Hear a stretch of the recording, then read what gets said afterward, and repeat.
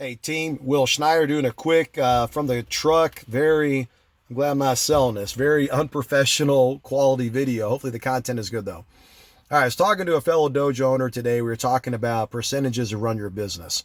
Okay, we were talking about how you do it. Now, disclaimer on this. This is my opinion as of October 19th, 2020. This could change tomorrow, in a year, or not, right? And if I talk to smarter people, then guess what? I will definitely advance my knowledge. Um, so I want you looking at this is based on a service business, the dojo model that we have. You should be at a 30 to 50% net. Okay, so you take your expenses, your revenue minus your expenses, you should be at a 30 to 50% net. Okay, now I'm a multi-school owner, which means my schools are fully staffed, and they're fully staffed, which means I'm paying top retail price, top dollar, and everything to my staff because I'm not in there day to day, right? So I'm not going to hit 50% unless our revenue is really, really good, right? I'll probably be more in the 30% range, somewhere in there, maybe in high 20s. But again, I'm getting a piece of each one, so it's a different ball game. So look at that, okay? Now, granted, dollar amounts may change a little bit, but percentage-wise, you should be at about a 30% net. Okay, so let's talk about that really quickly. On the percentages, your rent should be 15%. Okay, your advertising, marketing should be 10%. All right, number 3, your operating expense should be 25%. Payroll, not including you, should be 20%. Your net should be 30%. So there's your 5 numbers. Okay, number 1 is rent, 15, advertising at 10, operating expense 25, payroll at 20, and your net being 30%. Okay, now that is definitely a model that's from the EFC, from Paul Garcia, that I've learned a long time ago, and it's a good model. As you grow, try to keep your net at being 30% or more. Again, if you're owner operator, you'll probably be able to do that pretty well, because we'll be able to beat that actually. Obviously, a new dojo, your percentage is gonna be out of whack, and don't be afraid too to use these numbers in your favor. So you may be like, well, Schneider, I like spending a little more on payroll. Okay, so your payroll may be, instead of being 20%, is 25%, but yet your rent, your advertising, instead of being 10%, maybe it's 5%. Right? So you can play with that all you want. At the end of the day, it doesn't really matter what those individual percentages are, as long as your net, right, is between 30 and 50%. Okay, that's number 1. The other model that I look at, this is kind of the new model that I'm looking at for my dojos. I've got 3. I just made an offer number 4, and my goal is to have 10 to 15, maybe more than that. Okay, so I'm on a couple of regions, and I like what I do. So what I'm looking at now really isn't so much my percentages as I'm looking at net profit per unit. Okay, so like right now, what I'm looking at is if I have a unit that my staff is happy, okay, and we have our overhead, I add on my management fee, you call it a franchise fee, you call it whatever, my check, I add that on, and then I start bonuses above that. So my goal is to hit a certain dollar amount at each unit every month for myself personally, right? I want to see, what's my goal to hit, and I have a dollar amount that I want us to hit. It's a flat line dollar amount. Then after that, or on the way to achieving that, I would like to be able to split it or get percentages with the manager of the location or the management team.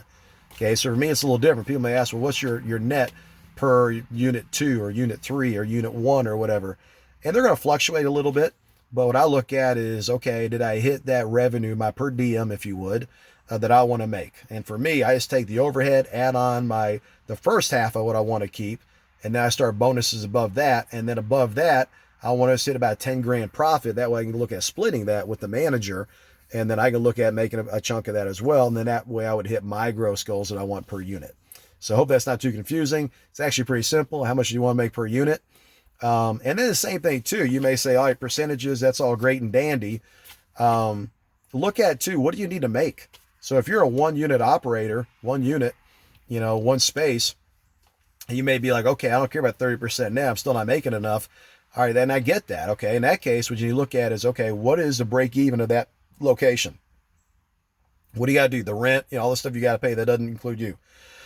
Okay, what do you need to live on per month? Can you live on 3 grand a month? Do you need to live on 30 a month? Do you need to live on 20 a month? You know what I'm saying? For you and your family, it's not just you, right? What do you need to live on? Okay, so let's say your business cost you 10 grand a month overhead to run, right? That's just what it costs without you making a dime.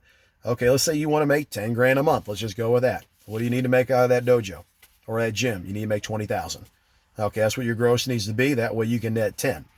Okay, so that's pretty simple. Just look at what you want to make. What's your goal? Okay. And then look at keeping your expenses in line, keep your personal expenses separate from the business. And that's another way of looking at it too. So there's a percentage way of looking at it, and there is just a flat fee way of looking at it. And with me at the multiple units, I'm looking at flat fee. Again, I know some people, they all like to brag about their percentages. I don't care about your darn percentage. I care about your growth, yeah. But at the end of the day, I look at what's your net. Are you getting what you need to make off of this headache called a business, right? And then the last thing I look at is make sure you're looking at expenses. I was talking to some guy earlier today. I says, man, you do not need partners. Unless you have a multi-million-dollar a year empire, you do not need to be carving up something that there's not enough there to carve up, right? So look at that. And then lastly, I could go on this forever. Keep your space small. There's a book you need to read called Small Dojo High Profits. Okay, keep your dojo small. And again, if you're trying to be a jack of all, master of none, well, we got this program and this program and this program and this program. Listen, we have Fitness Kickboxing, Elite does, on our website. We're about ready to take it off. Okay, we have it one night a week as a filler to train my new instructors. That way they get some floor time. We know we're never going to compete with the I Love Kickboxing, Orange Theory, 9-round. You know why? Because we're a karate school. We have karate classes instead of kickboxing classes on the calendar.